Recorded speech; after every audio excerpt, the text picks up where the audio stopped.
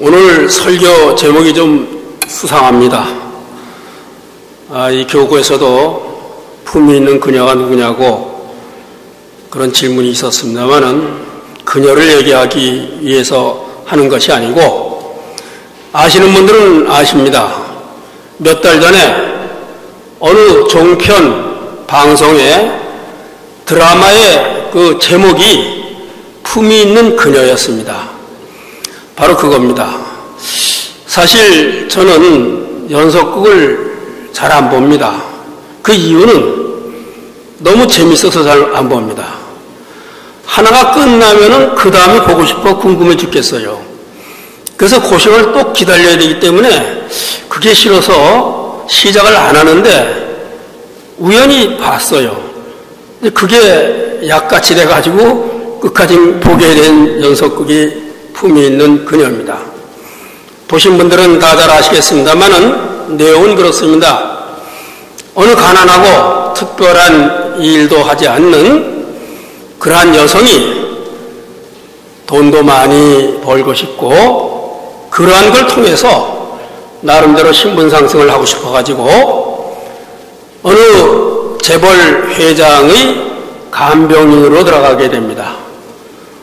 간병인으로 들어가서는 여차여차해서 결혼을 하게 되고 그 회사의 부회장으로 취임을 하게 되고 마침내는 그 회장을 꼬드겨서 회사를 다 팔아가지고 그 돈을 가지고 잠적한다는 그런 이야기입니다. 종말은 아주 비극적으로 그 여성이 죽는 것으로 끝나게 됩니다. 그 드라마의 배경은 짐작컨대 오늘 우리나라에서 제일 잘 사는 그러한 것인 강남인 것으로 생각이 되고 거기서 부유한 삶을 사는 사람들이 등장을 합니다. 바로 이 부유하게 사는 좋은 차를 타고 좋은 옷을 입고 고급 식당에서 고급 음식을 먹으며 사는 이 부인들 못지않은 그 같은 삶으로 신분 상승하기 위해서 바로 이 주인공이 꾸는 꿈이라는 것이 주요 내용이 되고 그러기 위해서는 가장 필요한 것이 돈이라고 판단을 했습니다. 이 돈 많은 부잣집 사람들의 삶이 결코 그렇게 이 제목과 같이 품이 있는 그러한 삶이 아니고 오히려 인간이 지닌 그 욕망으로 인해서 얼룩졌고 그래서 심지어는 추악하기까지 한 삶이라는 것을 이 드라마는 암시해주고 있습니다. 바로 이 연속극의 제목인 품이 있는 그녀는 역설적으로 품위를 꿈꿨으나 품위를 지니지 못한 그녀라는 것이 강조된 것이 아닌가 생각이 됩니다. 저는 이 연속극을 보면서 과연 품위라는 것은 어떠한 것인가를 생각해 봤습니다. 우리가 일반적으로 품위라고 한다면은 아까 말씀드린 듯이 좋은 옷을 입고 좋은 집에 살면서 돈과 권력을 가지고 사는 것을 흔히 우리는 일반적으로 품위가 있다고 생각을 합니다. 근데 품위는 결코 돈이나 이 권력으로 얻어지는 것은 아니라는 생각을 합니다. 그 반대로 이 부와 권력만을 얻으려는 그 욕망이 사람들을 종국에는 품위를 실추시키고 말씀드린 듯이 추악한 모습으로 떨어져 버립니다. 바로 이 연습곡은 오늘 우리 사회에 팽배되어 있는 금권 숭배, 부와 권력을 숭배하는 그 모습을 고발하는 것은 아닌가, 이 드라마를 보면서 그런 생각을 했습니다. 그런가 하면 저는 이 드라마를 보면서 종교란 무엇인가, 신앙은 무엇인가, 왜 종교가 우리가 사는 이 삶 속에서 필요한가, 바로 이런 생각을 해봤습니다. 말씀드린 듯이 우리의 일상적인 삶이라는 것은 부와 권력이라는 자신의 이익만을 추구하는 그러한 삶으로 이어지기가 쉽습니다. 그러나 이 종교는 이러한 삶의 또 다른 한편에 있으면서 바로 이 지나친 부와 권력을 추구하는 그러한 삶을 제어해주고 우리의 삶의 진정한 가치가 우리들의 지니고 있는 그 욕망만 추구하는 데 있지 않다는 것을 일깨워주는 데에 이 종교와 혹은 신앙의 본질이 있는 것은 아닌가 생각을 했습니다. 이를 뒤집어 생각한다면 바로 이 비루하고 천박해지기 쉬운 그 삶을 나름대로 고상하고 품이 있는 그와 같은 삶으로 이끄는 것이 종교의 한 직무이고 의미이고 모습이 아닌가 생각을 했습니다. 우리가 일주일에 한 번쯤 이렇듯 교당에 나와서 시일식에 참석을 하고 지극한 그런 마음으로 신고를 드리고 스승님의 말씀인 그 경전 봉독을 경청해서 듣고 또 이 하늘님의 덕을 찬양하는 천덕성을 부르고 또 설교도 듣는 것은 다름 아닌 바로 이 시일이라는 오늘 하루만은 지난 그 일상적인 그러한 삶을 보냈던 그 엿새와는 다른 그러한 생각을 하면서 보내기 위함이 아닌가 그렇게 생각을 합니다. 우리 천도교인은 대진사님의 가르침을 받고 그 가르침에 따라서 우리 모두 본원적으로 하느님을 모셨음을 배웠고 또 때로는 하느님 모셨음을 깨닫고 그래서 이 하느님 모신 삶을 살고자 하는 그러한 사람들입니다. 그러나 오늘을 특히 모실 시자, 날일자 바로 이 말씀은 의암성사께서 오간을 정하면서 만드신 말씀인데 이 시일 하늘님 모신 날이라는 하늘님 모셨음을 더욱더 생각하는 그러한 날이라는 것을 의암성사께서 이렇듯 시일이라고 이름을 하신 것은 다름 아닌 오늘 더욱 그 하늘님 모셨음을 마음으로 다짐하라는 그와 같은 성사님의 가르침에 의한 것이 아닌가 생각을 합니다. 바로 이러한 시일의 모습을 오늘 설교의 제목에 맞춰서 품이 있는 그 나라는 그 제목에 맞춰서 말씀을 드린다면 지난 엿새간은 비록 일상의 삶 속에서 우리가 그렇게 살지는 못했어도 그래도 이 시일 오늘 하루만큼은 나름대로 종교를 가진 사람으로서 신앙인으로서 품이 있는 사람으로 지내라고 그런 것은 아닌가 이런 생각을 합니다. 종교는 어느 의미에서 우리의 욕망으로 얼룩진 일상과는 다른 나름의 품이 있는 삶을 살 수 있게 하는 어떤 장치, 어떤 기제가 있는 것은 아닌가 생각이 됩니다. 우리가 잘 아시다시피 해월신사께서 관의 지목을 피해서 태백산맥과 소백산맥이 어우러지는 강원도, 충청도, 경상도 산골 마을을 숨어 다니실 때 우리가 잘 아신 바와 같이 아무것도 가진 것 없는 그 같은 분이었습니다. 그렇지만은 수많은 사람들이 해월 신사님 곁으로 모여들었습니다. 바로 이것은 다름 아니라 해월 신사님의 저 깊은 내면에서부터 우러나는 바로 그 부부의 사람들이 감복하고 그 감복 속에서 그렇게 모여든 것은 아닌가, 이런 생각을 합니다.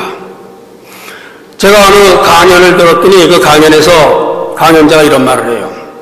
자기가 유명한 식당에 갔는데 이름만 대면 알 수 있는 식당이라고 그래요. 그래서 무슨 식당인가 그랬더니 병천 순댓집이래요. 이름만 대면 다 아는 식당이죠. 거기에 갔더니 이런 게 써 있대요. 바람은 구름을 움직이고 사랑은 사람을 움직인다, 그렇게 썼대요. 다시 말씀드려서 우리가 남에게 사랑을 베풀면 그 사람을 움직이게 할 수 있다, 이런 이야기죠. 그러니까 우리 삶 속에서, 우리 마음 속에서 남을 아끼고 사랑하는 것은 얼마나 소중한가, 이런 얘기입니다. 근데 저는 그 얘기를 들으면서 하나쯤 더 생각을 해봤어요. 즉 사람을 감복시킨다는 것은 그 감복은 그 사람을 우러르게 하고 존경하게 하고 따르게 할 것이다 라는 생각을 해봤습니다. 다시 말씀드려서 해월 신사님과 같이 다른 사람을 감복시킬 수 있는 그 품위를 지니고 있는 사람 앞에서는 저절로 머리가 수그러지는 것은 아닌가, 이런 생각을 했습니다. 우리 일상의 삶이라는 것은 좀 지나치게 말씀을 드려서 먼저 말씀드린 데와 같이 나름대로 자기 중심의 자기 본의적이고 나로서 자기 본의에 의해서 자신이 추구하는 그러한 그 이익만을 따르고 이익을 추구하는 그러한 삶이 일상적인 삶입니다. 이 종교가 바로 이 일상과 똑같은 삶을 추구한다면은, 종단이 또 똑같은 삶을 추구한다면은 우리 사회 속에서 사실 종교는 필요 없는 것이고 서 있을 자리가 없는 것입니다. 바로 이 종교가 왜 필요할까?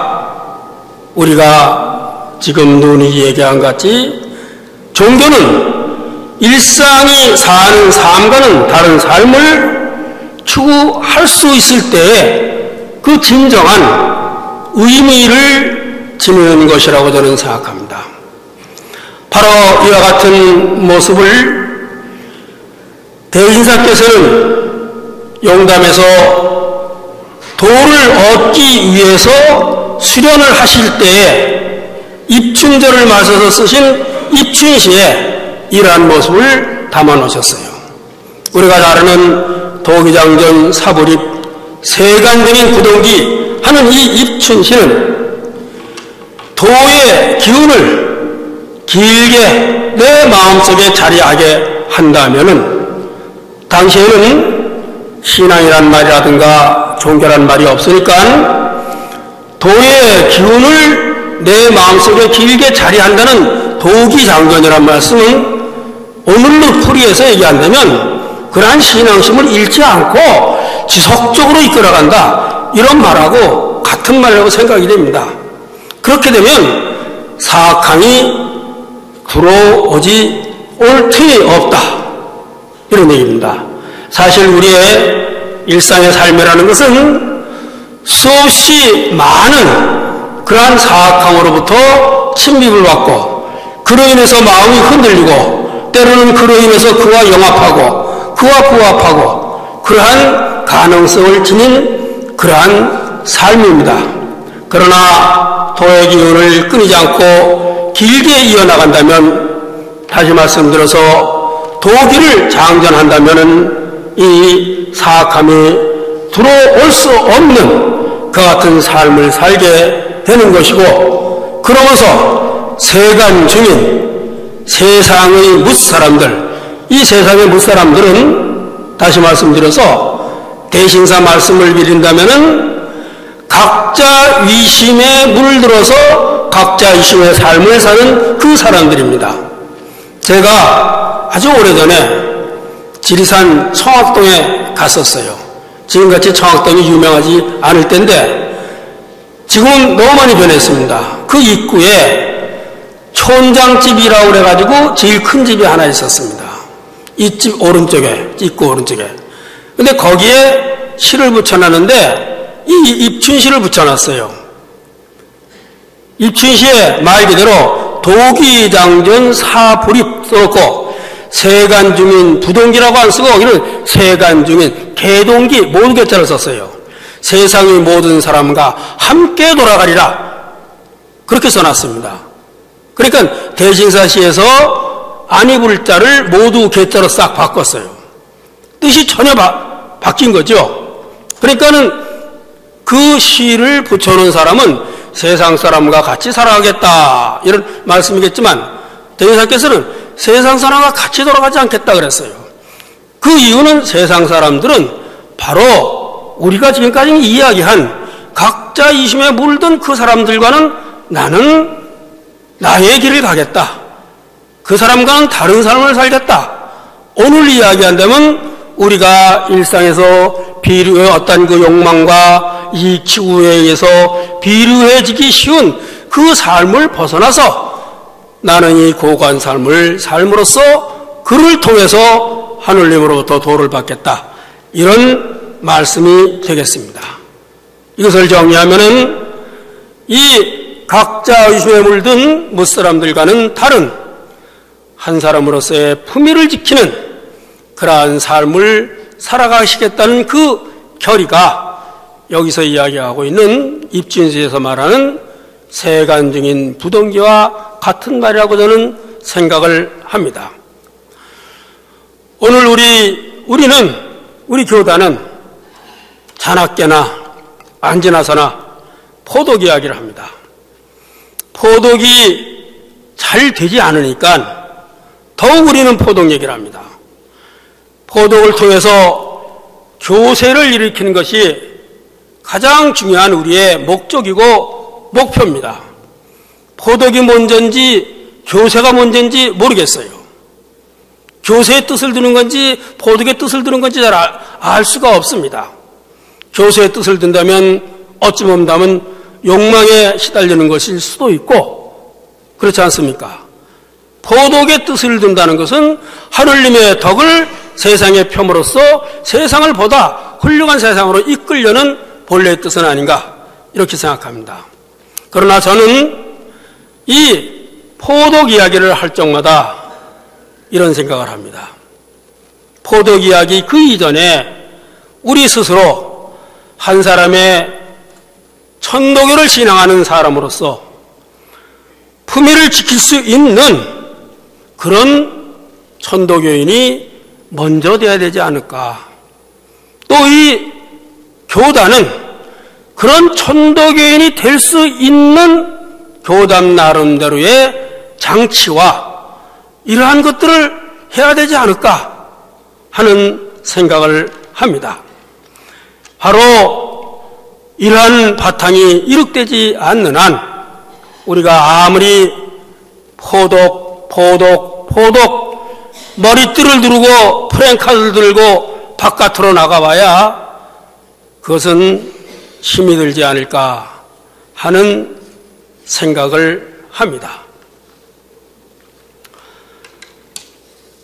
오늘 우리는 이 시일 하루라도 우리 모두 하늘님 모셨음을 배운 스승님으로부터 배운 그 사람들로서 하늘님 모신 그 모습을 스스로 견지하면서 천도교를 신앙하는 그 마음과 함께 천도교를 신앙한다는 그 품위를 오늘 하루만이라도 이 시일날이라도 지키고 보일 수 있는 그와 같은 시간이 되기를 신고드리면서 오늘 설교 마치도록 하겠습니다.